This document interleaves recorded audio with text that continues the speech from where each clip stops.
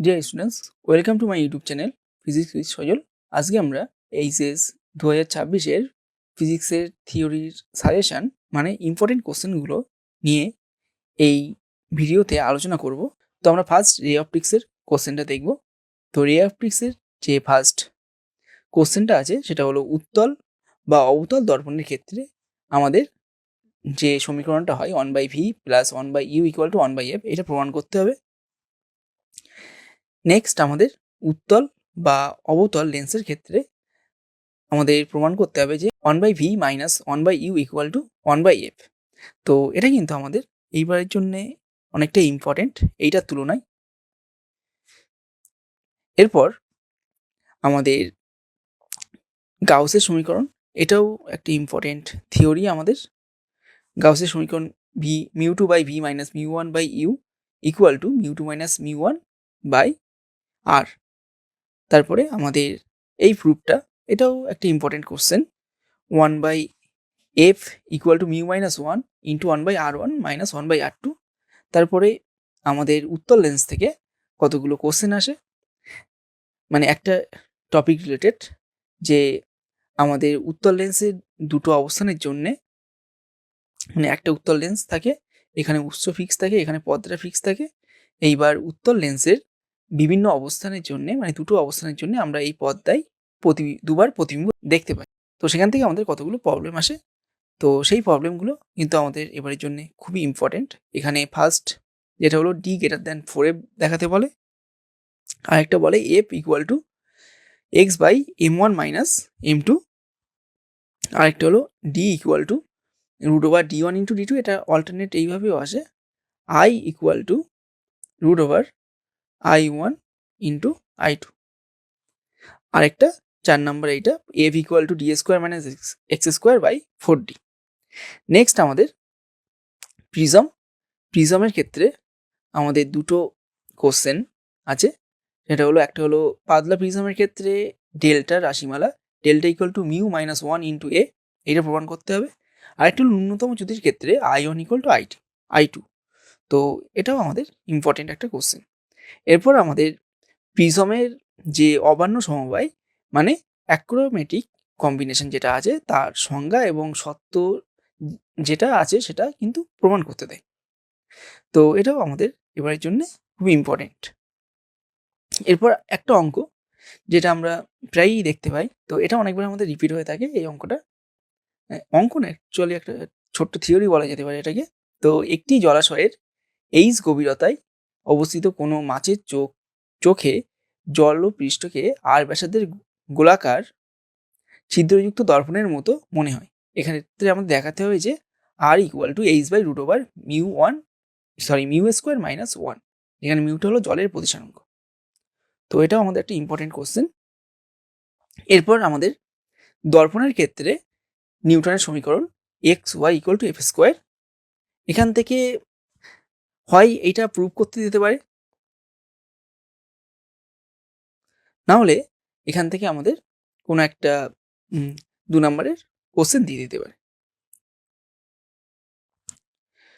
এরপর আমাদের চোখের যে ত্রুটি আছে, সেই ত্রুটি দুটো অবশ্যই ভালো করে পড়তে হবে। এখানে দীর্ঘদৃষ্টি এবং হ্রস্বদৃষ্টি, এটা কেন, কাকে বলে, কেন হয়, মানে সংজ্ঞা, তারপরে এর প্রতিকার, মানে কোন লেন্স ব্যবহার করা যেতে পারে সেক্ষেত্রে প্রতিকার করার জন্য, তারপরে এটা কেন হয়, এইগুলো কিন্তু এখান থেকে আসতে পারে। এরপর আমাদের যৌগিক অণুবীক্ষণ যন্ত্র, এটাও আমাদের একটা ইম্পর্টেন্ট কোশ্চেন। তার কার্যনীতি, মানে এখানে আমাদের যে যৌগিক অণুবীক্ষণ যন্ত্রের রেখাচিত্র আছে, সেটা একে তার কার্যনীতিটা ব্যাখ্যা করতে হবে। এরপর এখানে লাস্ট কোশ্চেন, যেটা আমাদের বিচ্ছুরণ ক্ষমতা এবং কৌণিক বিচ্ছুরণ এর সংজ্ঞা, এবং এই দুটো জিনিস কোন বিষয়ের উপর নির্ভর করে, এই দুটো জিনিস আমাদের কোন কোন বিষয়ের উপর নির্ভর করে।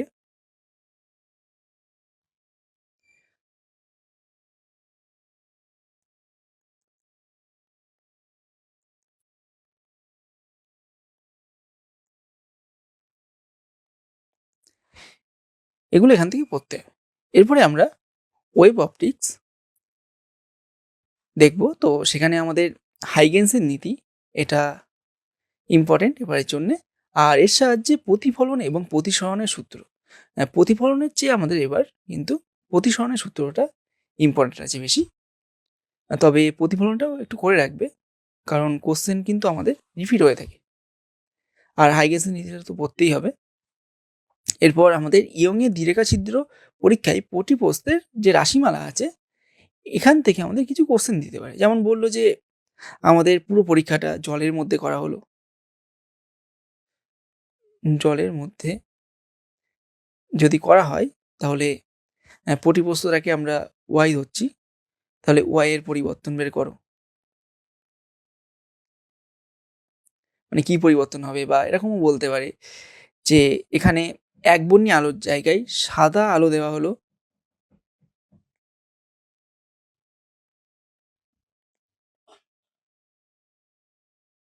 তাহলে কি পটিপ্রস্থের কোনো পরিবর্তন হবে, বা পটিপ্রস্থটা আমাদের কতদূর সরে যাবে, কি হবে, কোন পটির কালার কেমন হবে, এগুলো জানতে যেতে পারে। এরপর স্থায়ী ব্যতিচার, এটা সত্য পড়তে হবে। তার সাথে আরেকটা জিনিস যেটা হলো সুসঙ্গত উৎস, এটা কি, এই জিনিসটা কিন্তু ভালো করে পড়তে হবে। এরপর আরেকটা খুবই ইম্পর্টেন্ট কোশ্চেন এখান থেকে আসে, যেটা হলো ব্রুস্টারের সূত্র। এবারের জন্য খুবই ইম্পর্টেন্ট এটা।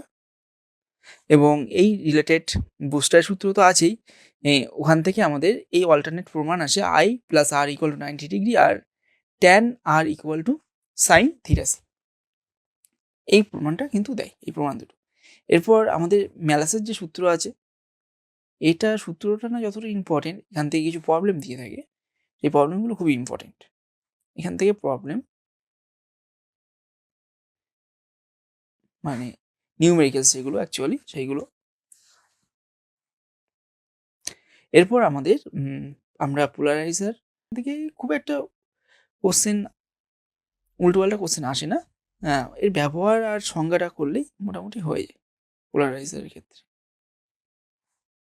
এরপর আমাদের ফ্রেনেল আর ফ্রনহফার অপবর্তনের মধ্যে তুলনা, এটা কিন্তু এবার এর জন্য অনেকটা ইম্পর্টেন্ট আছে। তো এই আমাদের ওয়েভ অপটিক্স। এরপর আমরা চলে যাব কোয়ান্টাম থিওরিতে। তো কোয়ান্টাম থিওরিতে আমাদের যে সংজ্ঞাগুলো আছে, এই সংজ্ঞাগুলো কিন্তু খুবই ইম্পর্টেন্ট, কারণ সংজ্ঞাগুলো আমাদের প্রায় সময় কোশ্চেনে দেয়। যেমন সূচনা তরঙ্গ দৈর্ঘ্য কি, এছাড়া আমাদের সূচনা তরঙ্গ দৈর্ঘ্যের সাথে আমাদের সূচনা কম্পাঙ্ক, এটাও পড়ে রাখতে হবে। তার সাথে আমাদের কার্য অপেক্ষকের সংজ্ঞা এবং নিবৃত্তি বিভবের সংজ্ঞা, এগুলো মোটামুটি করলেই হবে।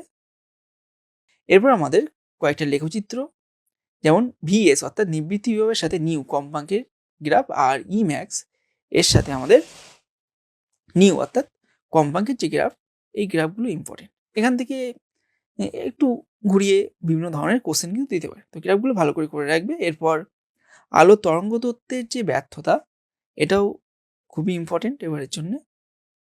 এখান থেকে শুধু ব্যর্থতা না, ব্যর্থতা কেন হচ্ছে সেই কারণগুলো কিন্তু দিয়ে কিন্তু আমাদের ছোট ছোট 2 নম্বরের কোশ্চেন মাঝে মাঝে দিয়ে দেয়। আবার অনেক সময় আমাদের ব্যর্থতাগুলো লিখতে বলে। এরপর আমাদের নিবৃত্তি বিভবের নির্ভরশীলতা কার কার উপর, একটা হলো আপাতিত আলো তীব্রতার উপর, আর একটা হলো নিউ অর্থাৎ আপাতিত আলো কম্পাঙ্কের উপর কিভাবে নির্ভর করে, এইটা করে রাখবে।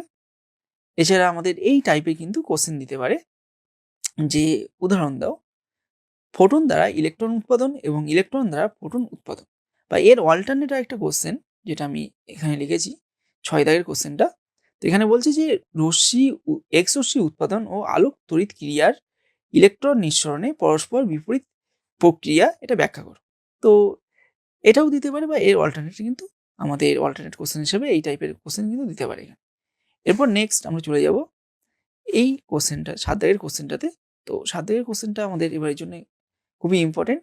তো বলছে যে ধাতু থেকে নীল বা সবুজ আলো ফটো ইলেকট্রন নির্গত করে, কিন্তু লাল আলো ফটো ইলেকট্রন নির্গত করে না কেন। তো এই কোশ্চেনটা বিভিন্ন রকমভাবে ঘুরিয়ে কিন্তু দিতে পারে।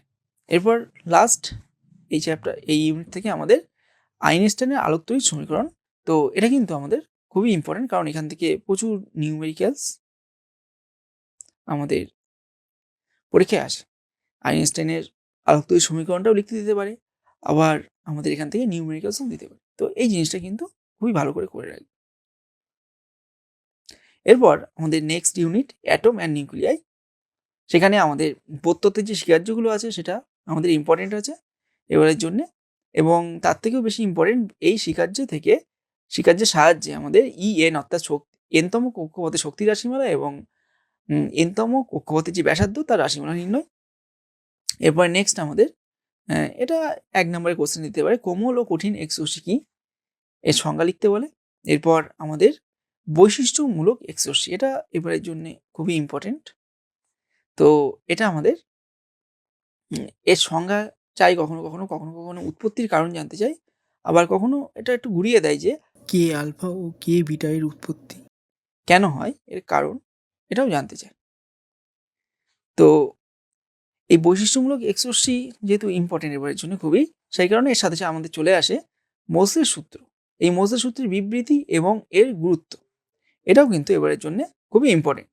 এরপর নেক্সট আমাদের এই 6 দাগের কোশ্চেন R=R0 × A⁴ এইটা মাঝে মাঝে আমাদের প্রমাণ করতে দেয়।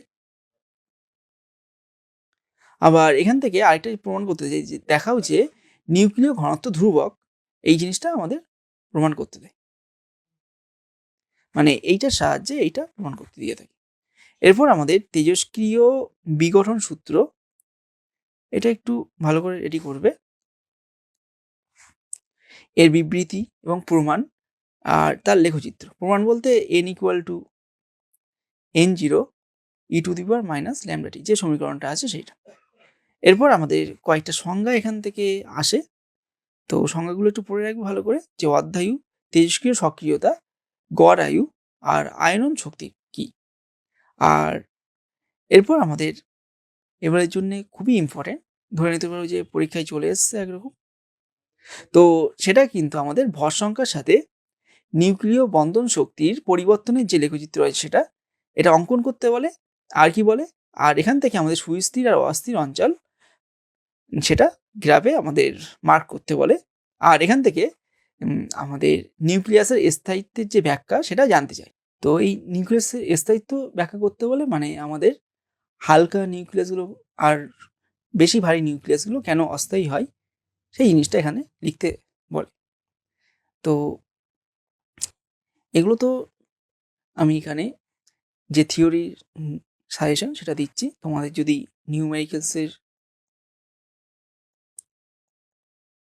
সাজেশন লাগে তাহলে তোমরা কমেন্ট করো, সেরকম যদি বেশি রেসপন্স পাই তাহলে নিউমেরিক্যালসের সাজেশন ভিডিও আনবো।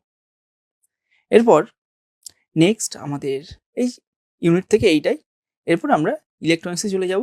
তো ইলেকট্রনিক্সে আমাদের ফার্স্ট যেটা ইম্পর্টেন্ট একটা কোশ্চেন সেটা হলো বায়ুশূন্য ট্রায়োড এর কার্যনীতি এবং এখানে যে গ্রিড ইউজ করা হয় তার যে কাজ সেইটা। এরপর আমাদের ভরক্রিয়া সূত্র, এখান থেকে আমাদের সূত্রটা মাঝে মাঝে বিবৃতি করতে দিতে পারে বা এখান থেকে আমাদের নিউমেরিক্যালস দেয়। এরপর নেক্সট আমরা চলে যাব আমাদের যে ডায়োড আছে পিএন সংযোগ ডায়োডে, এখানে অর্ধ তরঙ্গ একমুখী কারক এবং পূর্ণ তরঙ্গ একমুখী কারক। অর্ধ তরঙ্গ একমুখী কারকটা ইম্পর্টেন্ট আছে, তবে পূর্ণ তরঙ্গ একমুখী কারকটা এবারের জন্য খুবই ইম্পর্টেন্ট। এরপর নেক্সট আমাদের এলইডি মানে লাইট এমিটিং ডায়োড, এর কার্যনীতি এবং বৈশিষ্ট্য লেখো, এটা কিন্তু এবারে জন্য ইম্পর্টেন্ট একটা কোশ্চেন। এরপর আমাদের নেক্সট সোলার সেল, এর বৈশিষ্ট্য লেখোটা আর এখানে কোন ধরনের সেমিকন্ডাক্টর ব্যবহার করা হয় এবং কেন ব্যবহার করা হয় ওই জিনিসটা একটু পড়ে রাখবে, শর্ট কোশ্চেনে দিয়ে দিতে পারে ওটা। এরপর আমাদের ফটোডায়োড, তো ফটোডায়োডের পুরো থিওরিটাই ভালো করে পড়ে রাখবে, যা যা আছে মানে কীভাবে কাজ করে, ওখানে যে অন্ধকার প্রবাহ কাকে বলে, এই তারপরে আমাদের যে বৈশিষ্ট্য লেখা আছে আইভি বৈশিষ্ট্য লেখো, সেগুলো সব পড়ে রাখবে।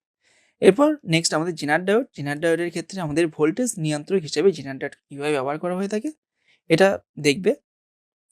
এরপর আমরা ট্রানজিস্টারে চলে যাব। ট্রানজিস্টারে আমাদের বিবর্ধকটা এবারের জন্য ইম্পর্টেন্ট আছে এবং তার সাথে আমাদের ওর যে আউটপুট বৈশিষ্ট্য লেখো সেটাও কিন্তু ইম্পর্টেন্ট। আর ইনপুটটা একবার দেখে রাখবে একটু, এটা খুবই সহজ। এবং আলফা ও বিটার মধ্যে যে সম্পর্কটা হয় এখানে আমাদের এখান থেকে মেনলি আসে যে রিলেশনটা আছে ওইটা ইউজ করে আমাদের মাঝে মাঝে কিছু ইজি নিউমেরিক্যালস করতে দেয়। এরপর এর যে ডিজিটাল পার্টটা আছে সেখানে আমরা চলে যাব। তো ডিজিটালে আমাদের ডিজিটাল না, ভুল লেখা হয়েছে, এটা আমাদের এখানে আমাদের দশমিক বা ডেসিমাল থেকে আমাদের বাইনারি এবং বাইনারি থেকে ডেসিমাল বা দশমিক সংখ্যা, এইটা আমাদের মাঝে মাঝে এইটা আমাদের কিন্তু করতে দেয়। তো এটা খুব 1 নম্বরের কোশ্চেনে দিয়ে দেয়। এছাড়া আমাদের বাইনারি যোগটা কিন্তু করতে হবে। এরপর যে গেটগুলো আছে প্রত্যেকটা গেটে সত্য সারণী প্রতীক চিহ্ন যেটা আছে এবং ওর যে রাশিমালা এগুলো ভালো করে রাখবে। এগুলো মানে খুবই সহজ এবং ছোট ছোট কোশ্চেন। এরপর আমাদের ন্যান্ড আর নর গেট, এই দুটো গেট এর যে ট্রুথ টেবিল বা সত্য সারণী এটা করতে হবে এবং এই গেটগুলোকে থেকে আমাদের অ্যান্ড অর নট গেট কীভাবে আমরা তৈরি করতে পারি তার সার্কিটগুলো করে থাকবে। আর এর সাথে আরেকটা কোশ্চেন যেটা হলো এই গেটগুলোকে আমরা সার্বজনীন গেট বা ইউনিভার্সাল গেট কেন বলে থাকি, এটা কিন্তু আমাদের কোশ্চেনে দিয়ে থাকে। আর এরপর এখান থেকে আমাদের যেটা দিয়ে থাকে সেটা হলো রাশিমালা নির্ণয় করতে দেয়, আমাদের বর্তনী দিয়ে দেয়, সেই বর্তনীগুলোর থেকে তার রাশিমালা বের করতে বলে এবং সেইটা থেকে তার সত্য সারণী অর্থাৎ ট্রুথ টেবিলটা লিখতে বলে, বা সরাসরি আমাদের বর্তনী থেকে সত্য সারণী মানে ট্রুথ টেবিলটা দিয়ে দেয়। আবার কখনো কখনো এই রাশিমালা থেকে আমাদের কিন্তু সিম্পলিফিকেশন মানে ওই রাশিমালাটাকে সরল করতে বলে এবং সেই সরল করার পরে কিন্তু আমাদের সত্য সারণীটা লিখতে বলে। তো এটা এবারের জন্য ইম্পর্টেন্ট আছে, কোশ্চেন একটু কঠিন হলে কিন্তু এই জিনিসটা কিন্তু দিয়ে দিতে পারে।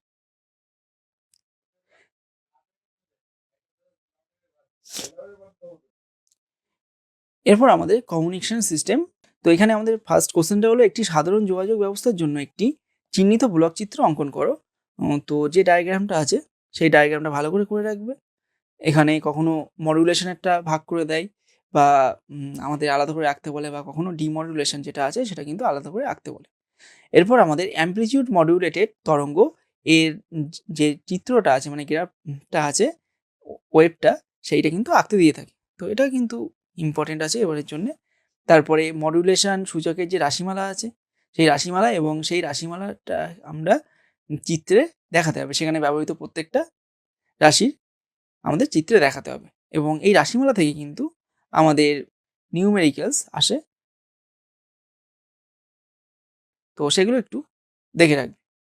এরপর কয়েকটা সংজ্ঞা আছে যেগুলো হলো মোডেম, অ্যান্টেনা, বাহক তরঙ্গ, অ্যাম্প্লিটিউড মডুলেটেড তরঙ্গ, এই সংজ্ঞাগুলো দেখবে। এখান থেকে খুবই ছোট ছোট কোশ্চেন আসে, আমাদের খুব একটা লং কোশ্চেন দেয় না।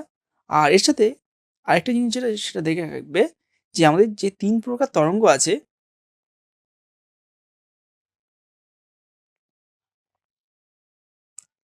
এগুলো আমরা কি কাজে ব্যবহার করে থাকি, তারপরে কোন ফ্রিকোয়েন্সি রেঞ্জে এগুলো ব্যবহার করা হয়ে থাকে সেগুলো একটু দেখে রাখবে। তো আমাদের ক্লাস এই পর্যন্ত আজকে। তো তোমাদের যদি নিউমেরিক্যালসের সাজেশন লাগে তাহলে তোমরা বেশি করে কমেন্ট করো, সেরকম যদি খুব ভালো রেসপন্স পাই তাহলে সেটা নিয়ে আসবো। তাহলে আজকের ক্লাস এই পর্যন্ত, দেখা হচ্ছে নেক্সট ক্লাসে।